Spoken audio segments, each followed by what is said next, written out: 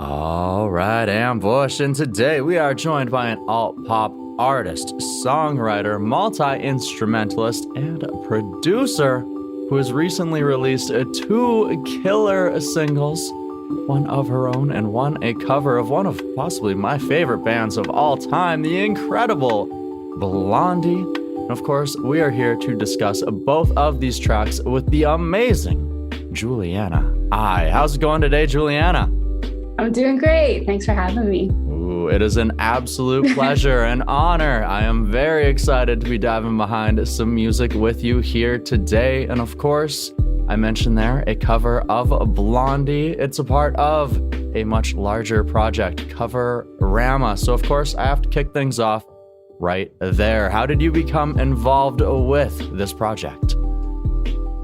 Well, as I'm sure you know, Graham Stairs is the person that has put on this project, Coverama, and he's asked a bunch of local artists and musicians to take part in it, which is basically a project of a collection of cover songs of, I think, songs that he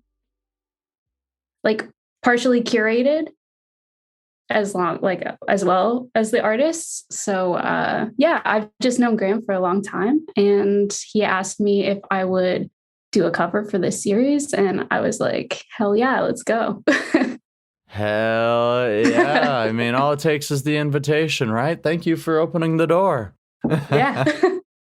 Fantastic. And of course, you mentioned some of this was curated by Graham. Some of it, the artist got to select. So how did this work out for you? How did you land on Blondie? So I've been like a big Blondie fan for a while. And when Graham first asked me to do a song for this project, I was first thinking about maybe doing Bowie. Like I was thinking maybe Ashes to Ashes, which is like one of my favorite songs by him. And then I started doing it, and I wasn't feeling right. And Graham and I had always kind of bonded over Blondie anyway. And I was like, you know what? Like, why don't I do a Blondie cover? What about Dreaming? And he was like, yeah, that's it. And I was like, sick, let's go. So right away, Dreaming was the pick. Hey, you knew that was the song? Oh, yeah. Yeah. All right. It was great. Awesome. So, of course, with the track, with the cover, you want to pay homage to the artist who originally did it, but you kind of want to make it your own in your own way. So how exactly did you go about doing that? Well, again, it was like through conversation with Graham where we were talking about it. And my sweet spot is I like to, slow things down and do like very lush renditions of things. Like that's just kind of my go-to vibe most of the time. And so, yeah, I did a demo of just like vocal and guitar, and I sent it to him, and he was like, yeah, this is perfect. And I was like, okay, let me do it a little bit more, but this is good. So add a little more polish to it, but yeah. Add some of that background. But definitely, I like what you did with it. Definitely, I mean, for a lack of a better word, made it very dreamy. Yes. In itself. Yes, it's I love how it flows into it, builds up a little bit in the middle, and very well done. Yeah, I tried to keep some of the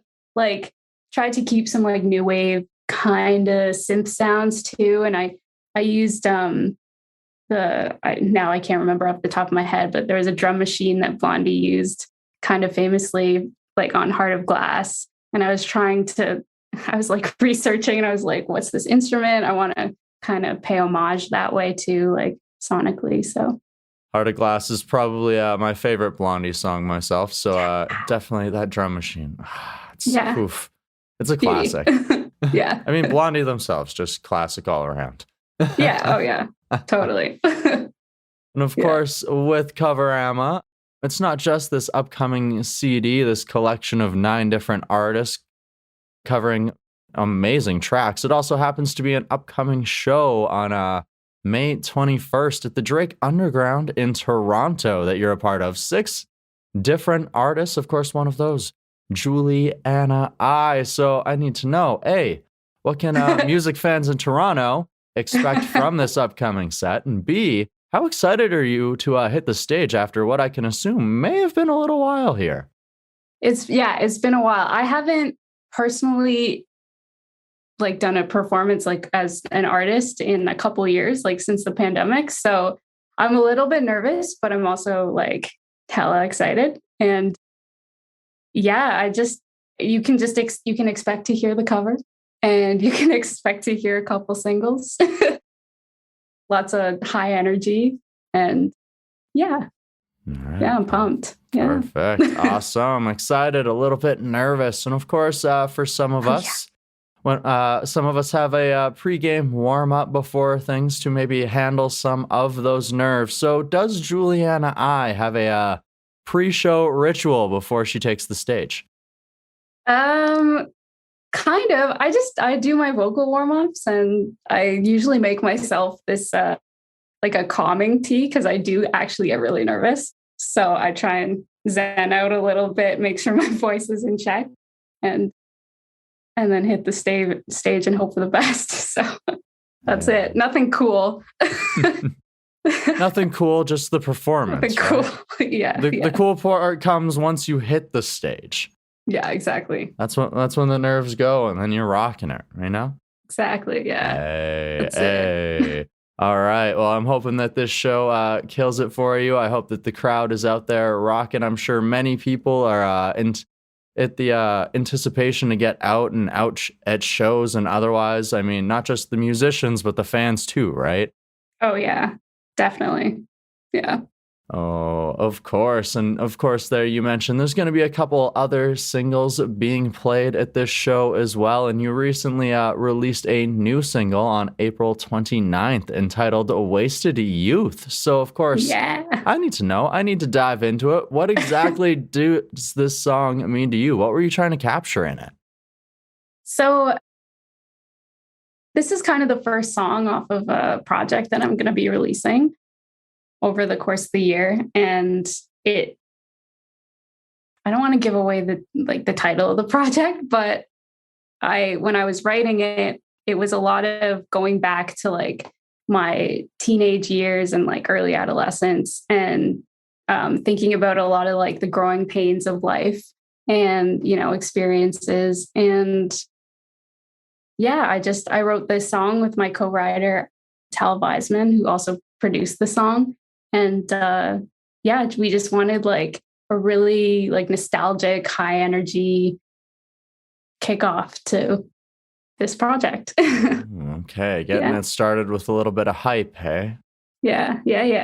Awesome. I know you mentioned Tal produced it, but I noticed that your name happens to be one of the co-producers on this track. So is producing something you're trying to work your way into? It's something that I've like been interested in, and I definitely have like a lot of opinions when it comes to working on music. So it just I think so. I really like writing, so I think that's definitely more of my focus, but production is really fun too. Mm-hmm. You never know, right? One day you just might have to end up in that spot where somebody needs to produce this. I know how. I can try. I can try. Yeah. You guys definitely, I'd say, came together with an amazing song. I'd say it brings the hype, gets things started off well. You mentioned that you don't want to give away too much about the upcoming project here, but of course, I have to ask, what does the future here in 2022 hold for Juliana Eye? You can expect a lot more singles and like a lot more music and visuals and all the fun stuff. Hopefully more shows too. So yeah. Mm-hmm, definitely. Hopefully more shows for sure, right? Yes, absolutely. Yeah. Get some headliners, get some working your way out there, maybe a tour. Who knows what the future might potentially hold. Yeah, totally. We'll see where it goes. I need that right now. Absolutely. Get out of the house after the last couple of years for sure. Yeah. Absolutely. So, of course, I mentioned the last couple of years, and through those past few years here as artists, a lot of us have had to adapt, have had to learn what the new music industry looks like. And of course, you started releasing your music in the middle of this storm. So, of course, I would love to know, how has that process of releasing yourself as an artist while trying to navigate these waters, how has that process helped you to grow as a person, or what has it taught you about yourself? Well, it's kind of weird because I've been doing music for a long time, but I've never actually been an artist myself. And I know that before the pandemic started, it was a decision that I had made to like really take it seriously and start writing and putting music out and, playing shows, work on my nerves and all of that stuff. And so I started working on things in like 2018, 2019, and I didn't actually release a song until last year, 2021, I think. So I actually don't know any different. To me, it's like you put the song out, you hope for the best, you market it as best as you can, and you just keep doing it. I think it was just about breaking the seal and just getting used. Another thing of getting used to, like just getting used to releasing music. So I think I'm doing that, and it's really fun and exciting. And yeah, I don't really have anything. I can't really compare it to anything. So that's fair. That's fair. So then I'll ask another question then. So as an artist who was helping other artists go out, play their music, helping them build their careers, and then making that conscious decision to do that and taking the time to build yourself out, what was that anticipation like to finally release your own self, a piece of yourself out into the world? It was terrifying. I won't lie to you. Like, this is very scary to me sometimes, but I think ultimately it's right. And it's, sometimes I feel like we have things that we want to do in our lives and we just kind of put it on the back burner because either we're too afraid to do it or, other things like life things happen and you just never get to it. And I just had, a bit of a moment where I was like, no, I want to go for it now. And yeah, if that answers the question, I kind of forgot. I went on a tangent. Mm-hmm. No, that's hey, it's sometimes that moment strikes, right? Where it's, you've been waiting for a while and then you realize, what have I been waiting for? Yeah. And I mean, like, I really love, like, I play as like a live support musician. Like, I play keys for different acts every once in a while. And like, that's super fun too. And I really love doing that. And, I'll continue to do that. I just try and fill my time with as much music stuff as possible. So, hey, it's doesn't say that helping other people doesn't mean that you can't build your own career and for sure, maybe even collaborate with those artists one day or otherwise, right? Yeah, for sure. As we said, opening doors. Who knows what the future might potentially hold, right? Yeah.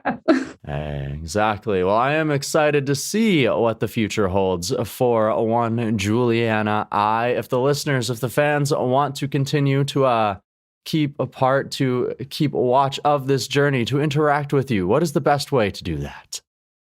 You can follow me on all the socials at Juliana Eye, like EYE, Instagram, TikTok, all the things.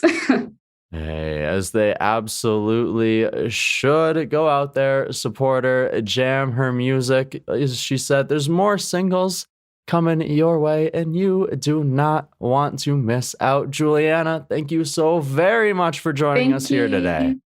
Thank you so much.